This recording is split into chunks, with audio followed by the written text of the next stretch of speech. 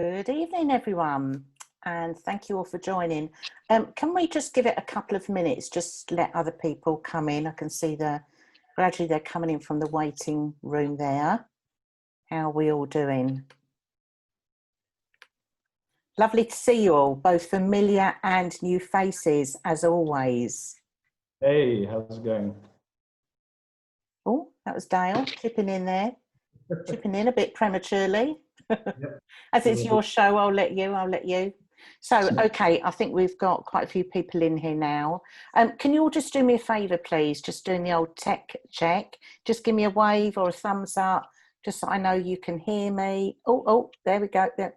I ought to wave back, shouldn't I? I never wave back. I ought to reciprocate. So there you go. Thank you very much for humouring me. Okay, so I think everyone's here. Let's just get started and jump straight into it. We're going to be running a Q&A session at the end, so please do add your questions into the chat as we go, as you think of them, rather than leaving it to the end and possibly forgetting. So welcome to the second Fabric Invest webinar, and thank you to each and every one of you for joining us.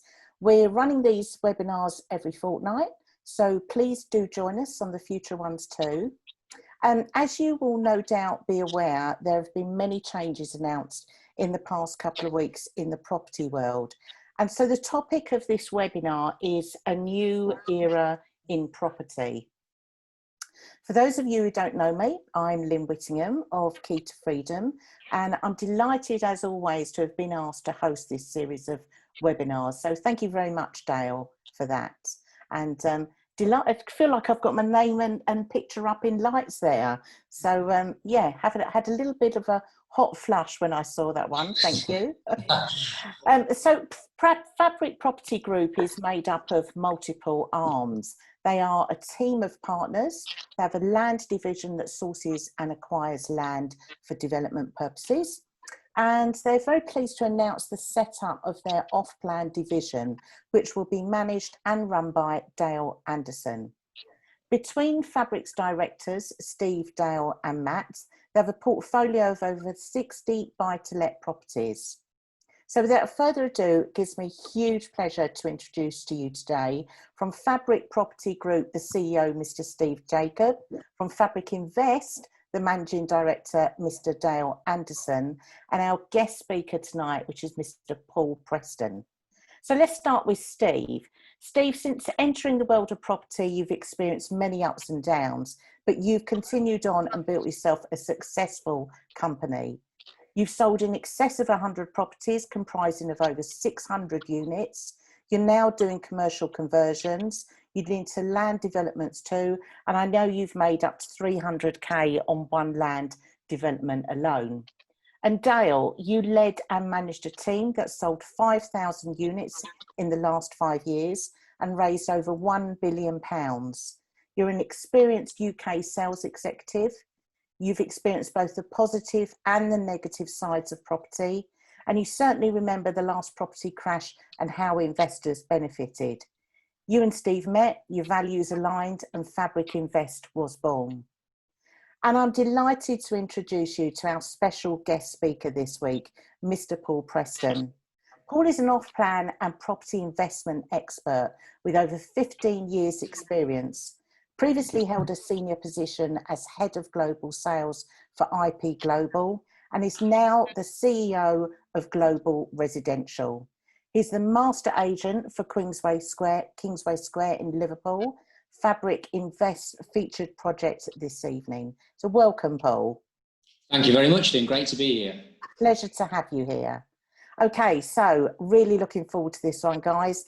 Over to you, Dale. I'll let you take the floor now. Great, thanks, Lynn. So there's been a lot going on lockdown. I've been doing plenty of research, as I do a lot of reading. I like to educate myself, as well as my clients, and to bring them up to speed to the current market. So today we want to talk about a new era in property. A lot of the leading industry experts, Savage, JLL, Knight Frank, they're talking about a new sustainable era, you know, the future landscape of property, how we're going to adapt and evolve and change the way we work, really. So it's really exciting stuff. Just to sort of bring you on to the first topic, basically what we want to talk about is the generation rent. There's still a huge demand for rental property, but people are being challenged with the way they think in terms of what type of properties they want, and developers are also being changed the way they think in terms of the type of property that they build, and how it coincides with the change in demand. So there's been a huge push towards reducing travel, home working environments. People are wanting flexible co-living, co-working space. They may not need to go into the office into the city centre as much anymore. So that's something on everybody's mind. Developers are being inspired to rethink about the buildings and the developments, how they structure things in terms of the construction, but more so for renters, what are they going to want? They're going to want things like, well-being facilities. The green agenda is on everybody's mind. We want to be carbon neutral.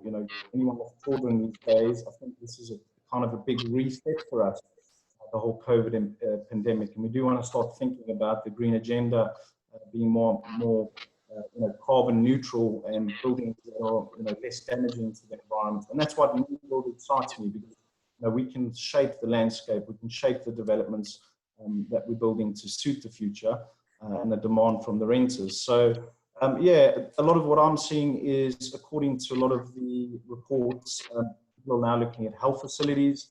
There's new developments in Mayfair for the very rich and wealthy that are now having medical facilities on sites, and they're calling them COVID compliant buildings. So we are seeing a change in the shift of demand. Naturally, technology is going to play a big part in terms of the buildings and how we adapt, and face technology, voice recognition, things like that. So it's a very interesting subject. On that, Paul, I know you've got two major schemes you're working on in Liverpool and Manchester. How has it affected you guys in terms of the the sales and also the rental demand, and what in terms of construction as well? How's things going on your guys' end? Yeah, I think the start of the year was very positive for property sales in the UK, certainly off plan. We've seen some huge numbers from investors here in the UK as well as offshore. So January was very strong, February was too. And then all of a sudden, which we all well versed with now, is coronavirus, COVID-19 hit everyone. And it's something that none of us have lived through before. So I think everyone's mindset was taken up with dealing with the pandemic. And we're still dealing with it now, but it's certainly a lot better than where we were 2 or 3 months ago. So through that phase from March onwards, I think the appetite for general investment here in the UK or offshore in other markets, people were just preoccupied. So it was quite slow through March, April, but a massive bounce back in June. I think people have had time since they've been off. They've done what you've done, Dale, which is a lot of reading, a lot of research. The UK property market is one of the safest asset classes that exists. So yeah, a lot more focus now, and June was a record month for Source Development Group, the developer that I'm obviously working very closely with. And we've seen a great start to July as well. So hopefully the people that had time to think through the COVID situation, we're coming out the back end of it now, and hopefully this huge push into property investment off plan, specifically in the north of the UK, hopefully that continues. Great. And certainly I think location is going to play, a big impact. Location, there's this new generation rent and growing population. What are your thoughts on, these buildings that you're developing? What's going to attract the tenants, and where do you see tenant demand moving in terms of this type of accommodation? It's really interesting. It's a great question. What we've seen through June, actually, 3 beds in most projects, for whatever reason, they're normally the last ones to sell. The 1 beds, the smaller units seem to go first. They're generally higher yielding. So the investors sort of flurry for the smaller units with the bigger yields. But I think just getting used to potentially working from home, as I've been doing for the last few months, and that being the new norm, the 2 beds with studies, even the 1 beds with studies may come through now, and the developers and the architects work on the fact that people may have to work from home a lot more than ever done before. So we've seen a lot of 3-bed transactions actually throughout the month of June. And we feel that people that may be small families, busy professionals that will be working from home, they're going to use these bedrooms or spare bedrooms potentially as an office and work from home rather than spending hours commuting to various cities throughout the UK. So I think that will be the new norm. and locations such as Liverpool, Manchester. We've seen a big spill from the people that are living and working in London. Some big corporates are moving further north. We've seen HSBC move a few years ago to Birmingham, their UK operations. And people are looking for value. And if people can invest a little bit further north, Manchester, Liverpool, higher yields than you'd get in London, that's definitely what we're seeing. So I do think the focus will be more for the investor that wants the yield. And that has a huge knock-on effect then with the affordability for tenants as well, which is obviously very important. Yeah, definitely. I think everyone, income as a whole can probably drop nationally. There's a bit of a recession, and look at people will be looking for more affordable ways to live. They can work online now, so why live in an expensive city like London, in Liverpool, Manchester? You can live in Salford, which is a lot cheaper, and commute into the city centre. So I think that's certainly going to change the way people rent and think about their property. Real estate policy. So loads of exciting news in the government recently trying to kickstart the industry. Boris Johnson's already implementing some change with the planning commission. Things like greenbelt land and commercial buildings for repurposing. So I know Steve Jacobs, my business CEO, he's looking at commercial buildings with a potential good deal there right now. With the repurposing. What are your thoughts on that, Steve, at the moment? I'm really, really excited to see how these policies are going to play out, because the last time the PD was released, it gave a lot of opportunity to developers, and the whole planning system is so slow, and it's really painful. And if they can slicken up that system with these type of schemes, and that's great.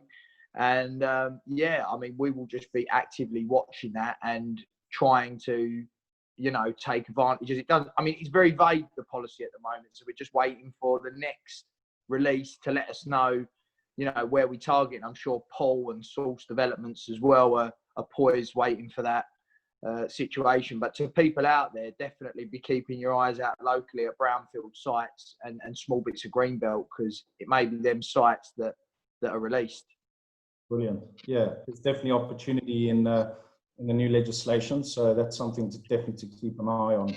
We'll be keeping people updated. So just to summarize, post-COVID, we're still likely to see stronger rental demand for rental homes. The commercial and retail outlets on sites will need to change the way they work. Retail is going online now, so they've been hit heavily. If we look at now the next subject, what we want to talk about is the construction landscape, and how it's going to look in the future, really. Things are changing, so things to consider. Development activity, 85% suspended housing developments have now reopened since the easing of lockdowns. I think that's great news. Developers like Sourced that Paul works with, I think activity back on sites, which is really exciting. Control of sites, there's obviously been focus on delivering current projects which are underway or taking on bigger schemes. So again, big developers will be thinking, let's finish what we have, move on and just see what the market is. So the crux of it is there's a supply issue. Planning, as you can see by the graph on the left, planning applications have dropped dramatically. So there's certainly, in terms of planning and development, the pipeline is down. Now, that's a problem because the government needs to build 300,000 homes per year. And again, that's probably why the government's taking these initiatives to kickstart the housing market, because there's fundamentally still an undersupply. While seeing new build sales increase, how's sales been on your side, Paul? You mentioned things have certainly picked up since the lockdown. How's it affected your new build sales?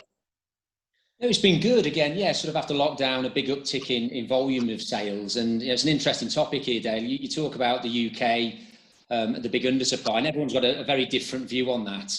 But there is a chronic undersupply in most of our key cities throughout the UK. There definitely is. And if we talk, for me, one of the key words in real estate and investment is value. And that's what clients and people are looking for now. So again, would you want to invest £1 million into a one bed in Mayfair that yields just over 1%? That market's not there at the minute. And my view is, with a market like London, it will continue to drop probably for the next 12 months. And this is just Paul Preston's view. It will continue to drop for the next 12 months. And I think at that point, then there'll be some great opportunities in London. But the savvy London investor historically is now definitely looking at Manchester, Liverpool, Birmingham, lower ticket prices, higher yielding property. And if you look at the vacancy rates in these markets as well, I mean, literally, the vacancy rate across those markets in particular blended at less than 2% across the whole of the inventory in the market. So growing population, which is obviously going to continue to grow. And that supply will continue to get bigger and bigger. Sorry, the demand will get bigger and bigger, and hopefully the supply will start to catch up. But I think it needs to. Yeah.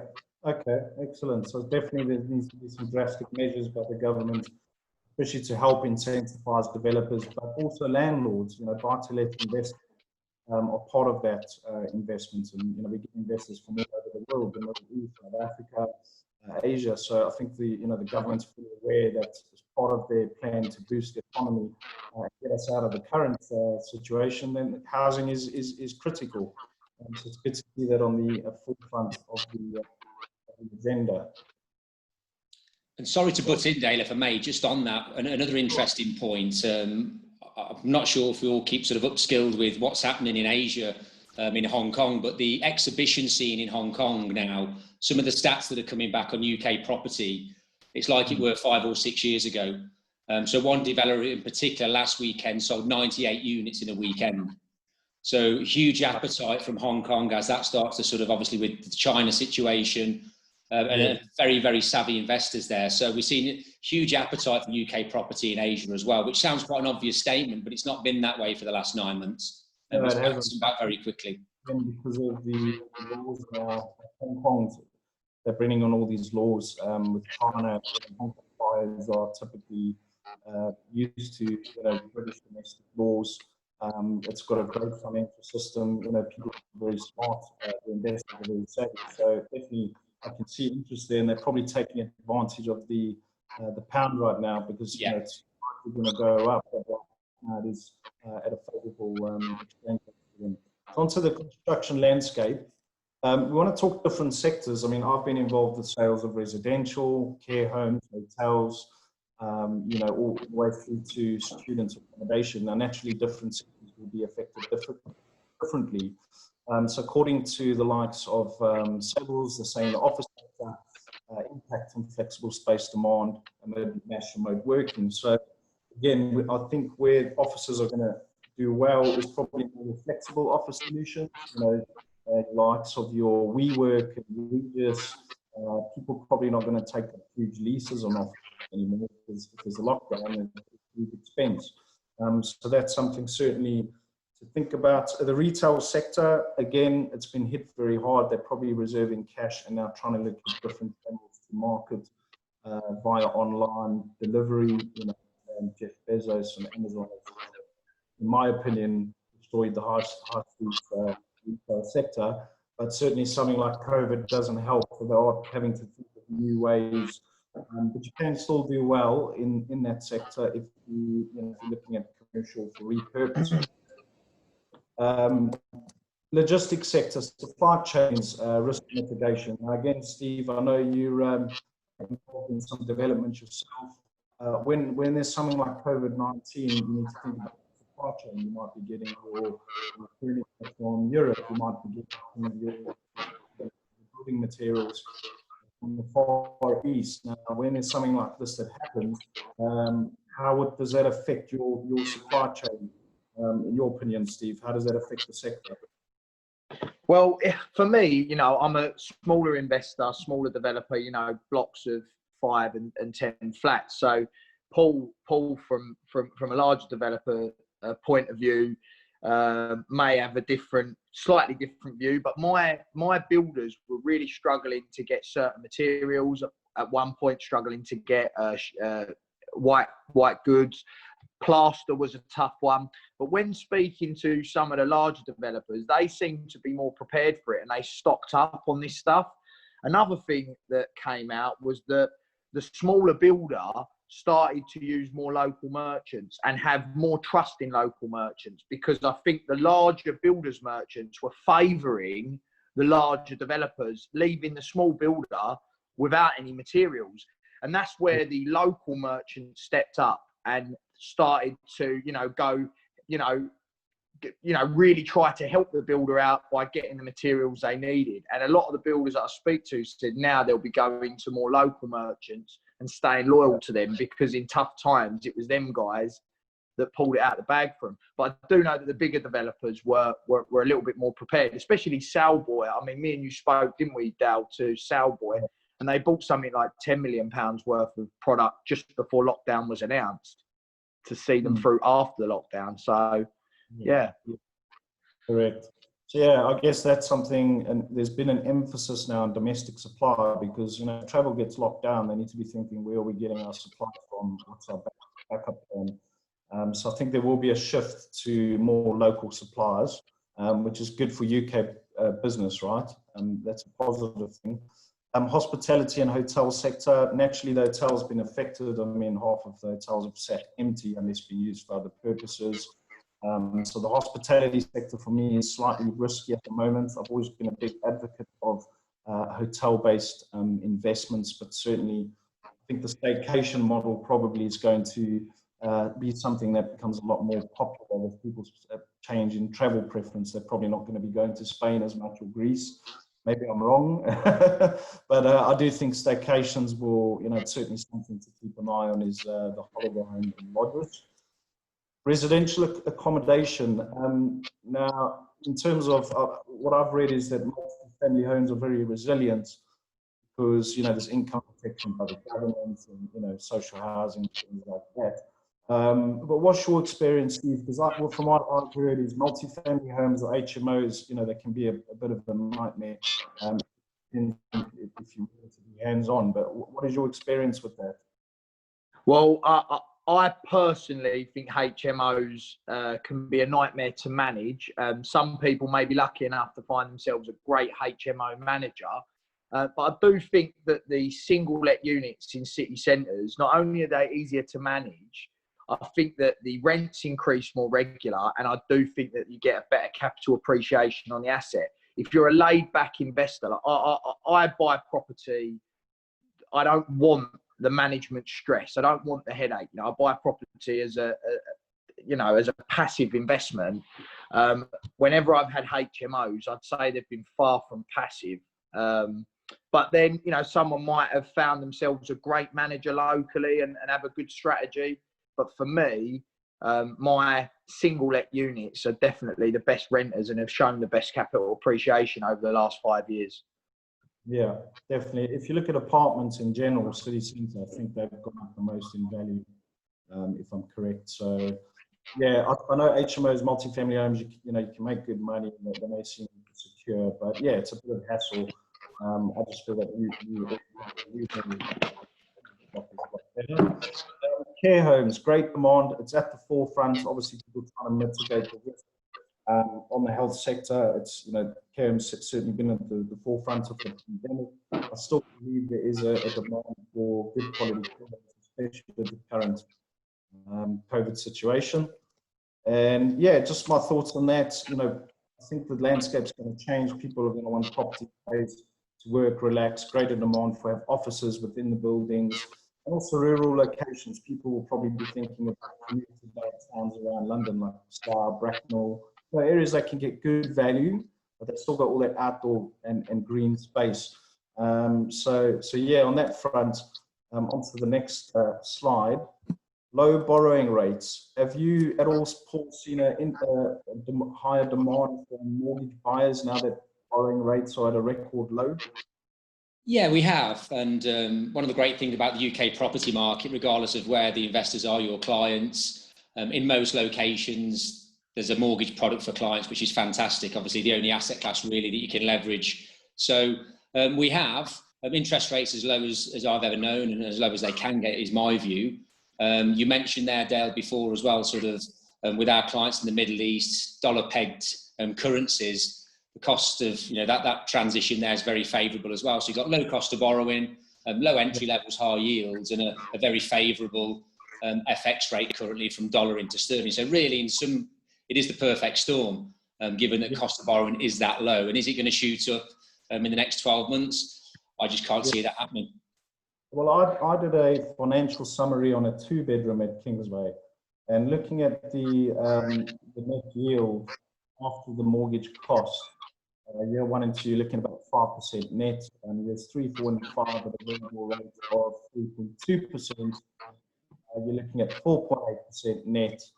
So, you know, there's some great returns there. Your return on cash invested, if you to take a 50% or even a 70% loan to value, you're looking at a 24% annual return on cash invested. So if you're smart with using finance and making sure that it's cash flow positive, I do think it's a great time to borrow, because you're not going to get these rates for a very long time. So again, tactical buying of retail and commercial space. I think a lot of office space, have been speaking to some funds. They're snapping up some of the old retail and commercial space. The Jewellery Court in Birmingham, the Baltic Triangle in Liverpool, and I can see a lot of restaurants and commercial property being repurposed. So mortgages are down, but banks need to lend to boost the economy. And I'm sure they're going to be offering ongoing favourable terms for the next couple of years. You know, the Bank of England were going to increase the interest rate as a result of COVID. They've had to kick that can further down the road. So yeah, it's a good time to borrow, in my opinion. And during times of uncertainty, I do believe property is a safe haven for investors. Really. Low interest, high demand. We've done a lot of research. We'll be releasing a new in the next few weeks. And yeah, we look forward to questions and what their thoughts are.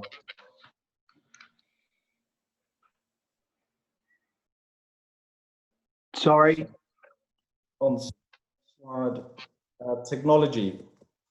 So I found that a lot of things have changed. I'm getting clients now wanting to do virtual viewings and Zoom. Has that affected you, Paul, like clients wanting to go view the sites and stuff, and how are you guys handling the change in the way people are doing business? Yeah, well, with the Manchester scheme, we've still got sort of 12 months left for, it's bang on track in line with the building schedule, but there's 12 months before that completes. The first tower there in Kingsway's sort of 15 months from where we are now. So in terms of physical viewings, they've not happened just because of the challenges that we've all had with COVID. But what we had a lot of is investor meetings, similar to a lot of webinars, obviously, but investor meetings, one-to-one over Zooms and the likes. One thing that we really pride ourselves on and focus on is that every single month we go to sites and we do drone footage, professional drone footage of each and every project that we have that we send to our investors as well as our distribution network, just to keep people in the loop. They've invested into a project.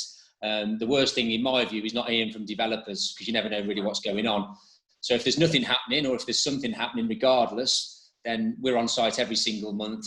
And that's a big thing for me, because regardless of where the investor is, they should be get up to speed on what's happening. So we do the drones, we interview the architects, we interview the main contractors on site, some of the subcontractors as well, and just give the people a real good overview of what's happening and what the next phase is in terms of construction. Because I think when you invest into property, it's exciting, but that excitement can fail if you're not kept up to speed with how your investment's going. 100%. I mean, a lot of the clients I've dealt with, they are based overseas, investors in South Africa. So for us, it's important to keep them updated. We're on the ground. We have technology available to us now, so we can send them the updates. We can do the virtual viewing. The surveyors are now doing virtual valuations as well, so people having to change. It's quite exciting, and it's something to look forward to. In terms of construction methods, builders around the country are needing to consider new sustainable ways of building. Things like face recognition, personal health. Is that something that source and developers that you deal with are embracing? What are they thinking?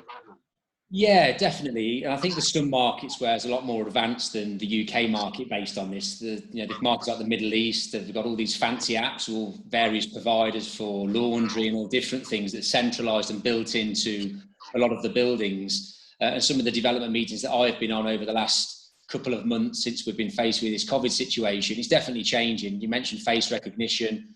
To me, that will be on a lot of buildings. And any downside to all of this in reality is it all eats away at your service charges. So I refer to these things as sort of bells and whistles. The greater the technology is, number one, the more expensive it is, but then the maintenance as well. So it's great to have sort of high spec facilities, but as an investor, that can easily eat away at your service charges, go through the roof and all of these things. So as long as it's managed well and that service charge doesn't shoot up, or your ground rent shouldn't get affected too much anyway. So as long as these things can be maintained, there's still value there for the clients, then I embrace them. But I do think there'll be some situations where they get extremely expensive, and again, as an investor, it just eats away at your yield, which is not ideal. I think they've got to find a sort of sustainable solution, really. It's cost effective, but it still implements Exactly the requirements needed, to adapt. So you don't have to touch the lift button, for example. These kinds of things are now being implemented in restaurants and all over the world. So very interesting times. COVID compliant buildings, integrated working spaces, the latest technology, high-speed internet, very important. I mean, voice over internet, these kinds of things. My internet here in South Africa is not always that great, so certainly need to upgrade at some point. So these things need to be considered, and I think people are adapting. Big companies are adapting and making sure their staff are ready to work and continue to be productive without having to be in the office. Again, buildings are, maybe people that have the budget, they're buying into new buildings, air and water purification systems, touch-free lifts, entry access via voice control and apps on your phone. Home app integration such as Hive, I got one installed, I thought it was great. You can boost your heating and the temperature of the cooling from your phone. So stuff like that. Really it's exciting and great. That's something we always look at in our buildings.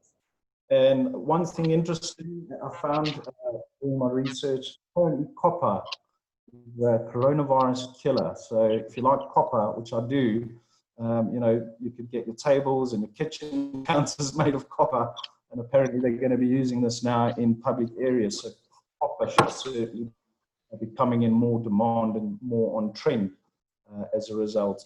So greener future. We've pushed the reset button, as they say. People are looking at more sustainable ways of developing property, and their efforts towards being more carbon neutral. That's a wrap, really. Just wanted to bring everyone up to speed on that front. Open to any other questions that you might have, and we'll call it a wrap. Thank you for joining us. Dale, thank you very much, and Paul and Steve there. Lots of very interesting information, particularly the copper. I wasn't aware of that one, and lots of knowledge shared there. So I do just want to say to everyone listening with us this evening, please do just bear with us. As Dale mentioned, he's looking at upgrading his tech, and he'll be doing it a lot quicker than he thinks he will be. But he's coming all the way there from South Africa, as you may have detected in the accent. So please just bear with us on the tech from that angle. So questions and answers. I'd love you all to stay on. If you do have any questions, please add them to the chat, and we'll get them across to the guys. Let me know if there's anything specific for anyone specific. But I've got a few come in here, guys. Dale, first one for you is, are houses, bungalows, or multi-family homes perhaps now a better investment? Yeah, very good question. A lot of people saying, have you got townhouses with gardens and houses? Yeah, that's great. A lot of the houses in the UK are very old. There are some new developments with very nice houses. They come with a price tag. They are going to be more expensive than your apartment community. Provided the apartment complexes are near, good amenities and garden space and parks. I still think people are going to live in apartments because really that's what they can afford. It's close to their workspace, as long as it's designed the right way. But certainly homes are great. It's just a bit more of a bigger thing to manage having a house. I've had buy-to-let apartments and I've also owned houses. I just felt that the houses became a little bit more of a hassle, and apartments actually went up in value more.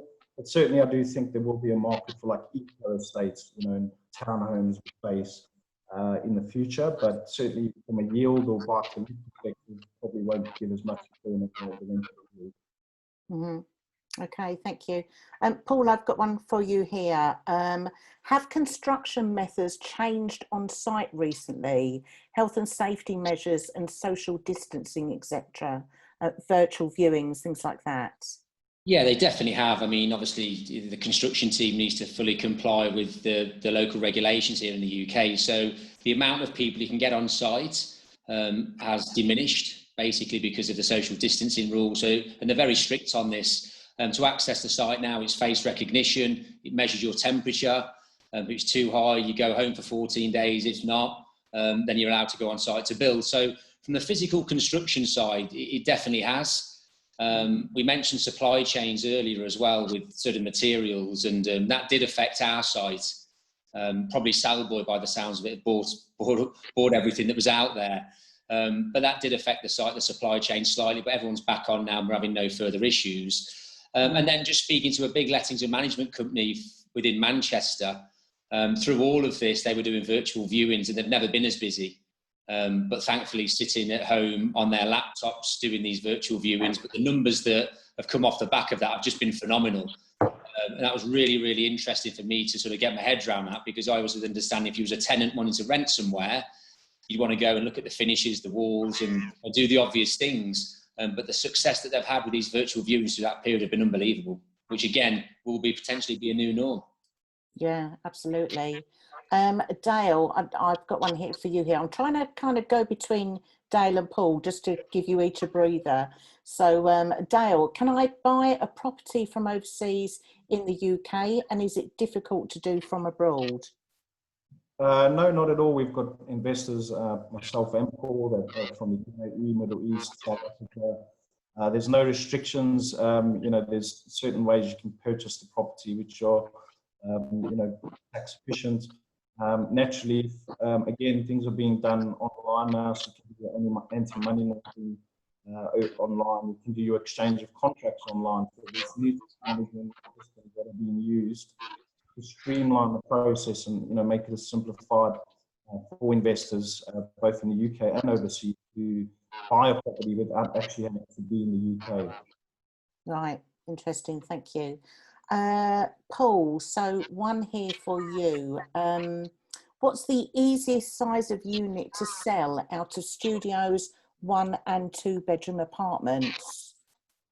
I touched on this earlier. Historically, it was always the smaller units and the bigger ones were the last ones to go. But linked to what I said with COVID, the fact that people are getting their heads around working from home, they're probably more effective from working from home as well, because you don't have to commute into the big cities. So I think it will continue to change. It's always, again, been studios and 1s and then 2s follow, and most cases, the 3s sort of the last ones to go. But then again, it's horses for courses. I sold a project in Birmingham a couple of years ago, and the 3-bed sold quicker than anything else. So I do think it's specific to a certain ticket price, definitely a location, the demographic of the tenant profile in that location. But I do think with people working from home now, they will want that little bit more space just to set up a home office. Yeah, I believe so. Another one for you, Paul, actually. You say sales from Hong Kong are back to where we were a few years ago. Why do you think that is? I think currency's got to be one, but again, the currency's been low for a while now. So the switch from US dollar into sterling is still very favourable, obviously. I just think that they come out of COVID a lot quicker as well. My previous company, the headquarters was in Hong Kong, so I was there a lot. And we did the exhibitions for the last couple of years, and there've been nowhere like there were sort of 4 or 5 years ago, but it does seem to have bounced back now. So I think, what's happened with China recently, I do think that a lot of cash that's been in Hong Kong will find its way to the UK and is doing so now. Obviously in China, you've got all the limitations and restrictions on how much per household member can move each year. I do think the savvy people in Hong Kong are probably preempting that and thinking that could affect them as well. So they're definitely getting money offshore. They love how safe the UK property market is. It's one of the safest asset classes that they invest into. And I hope and I think that this will continue for a while now. So I think there's a few little things that sort of mount up to really drive that urgency for investors to buy into the UK property market, why interest rates are low, why the currency switch is low, and why they can get all their cash out, because maybe that may change. Okay, thank you. Steve, you just got one here for you. Is it better to buy as a company or as an individual for tax purposes? I would definitely say it's better now to buy in a company. I think that 80% of landlords and buy-to-let loans are now done through limited companies, and the government have made a big push to get properties inside limited companies so they're more visible for people to see. We use a company called Get Ground, who basically revolutionised the process of getting a property in a limited company. And I mean, the charges are so low. I think they charge a £500 setup fee for the company, and then £20 a month, and that includes your tax return as well. So it's just a £20 a month fee, and includes your tax return, and the tax benefits is huge. And I also think that you are safer. It's better security for the asset to be inside a limited company. But, you know, if anybody wants to get advice on that, talk to Get Ground. They're really helpful. And I think they've actually had funding from the UK government for their technology. And they're who we're telling all of our customers to go and talk to. Right, okay, thank you. Paul, another one here for you. Is there an area that you're looking for land currently? Yes, we are. We've got a few options. So the big scheme we've got in Manchester, there's a few sites that have been offered to us that are adjacent to that, probably another 350 units. We're actively looking in Leeds. We're actively looking in the periphery of Birmingham. I feel that Birmingham's got very expensive and see diminishing yields over these last couple of years. But like any decent market, there's always pockets of value. And that brings me back to that value proposition. So we've got another 600 units in the pipeline that we're working on in Liverpool as well. So as long as the front end keeps working and we're selling as well as we did in June and build on that, then we'll definitely be bringing more acquisitions in soon. So I do feel we'll see a Birmingham periphery within the next couple of months, and also a scheme in Leeds. So we're just sticking to that. And then when the London market does open up, or we see value there, then we will be looking into these little pockets that show value. And that could be locations that are just not on the radar yet, but will be because of government spending, improved infrastructure, et cetera, et cetera. And also, you know, a big thing when you invest into property, you know, you always want the property to go up in value, but it's really understanding, you know, the rental demand in that specific location, who your tenants are, what that affordability is for that property that you want to get a tenant in for, and doing a lot of research and due diligence and really understanding that's massive. Because that's the key fundamental. You know, you might be a property that was 300,000 a couple of years ago and it's 200,000 now. If it's not tenanted because the rents are too high, then it's not a savvy, strong investment. So it's really understanding the rental demographics and that affordability, which is key. Thank you. Dale, one here for you. How do you think the latest budget update will affect the property industry as a whole? I think it will be positive in terms of the stamp duty holiday for first-time buyers. People buying second properties will still have to pay on that. But at the end of the day, you know, Boris Johnson wants us to build. He's going to be putting in government policy to reduce the red tape. It's quite a historic system in the UK, and they're using a lot of old methods and laws of getting things done. So it does need a bit of a change, and you know, moving forward, I think that will help kickstart the building economy, because there's been a lot of projects which just literally haven't the complexities and the within local councils, in my opinion. Right. Stevie, do you have anything to add to that? What are your thoughts on this week's budget and how it will affect the property industry? Yeah, I thought it was a little bit skewed. I mean, when we first listened to it, it sounded like they were lifting the stamp duty. There was eradicating the stamp duty up to 500k, and then reading it this morning, it sounded different. So I don't know if I watched it wrong. I own some serviced accommodation units, and I lease them to like hotel type operators, and they're really happy with the decision made to drop the VAT on that and make it more affordable for people to go away. And you know, I know me and my missus are talking about going out most Monday, Tuesday and Wednesdays through August, so we can take advantage of that 50% reduction in food. I don't know, has anyone heard anything more about that? Because that was the one that interested me the most, being a bit of a foodie. Yeah, I've booked my table for Monday already. Yeah, I bet we can't get in anywhere. That's going to be the problem. But yeah, I think it will definitely have a positive effect on the hospitality sector. I don't know if buy-to-let investors are gonna get that much benefit from what I've heard. But again, like, it's very vague, and as more stuff comes out. I mean, the one big thing for buy-to-let investors is the $2 billion grant, the green grant. You know, they're going to be bringing our properties up to spec, which, you know, is a positive if you had low EPC ratings. And just to jump in on that as well, if I may, just on the stamp duty conversation, but you know, what people forget, they see stamp duty increases here in the UK through various points, but it's one of the most cost-effective markets in terms of acquisition costs that are out there.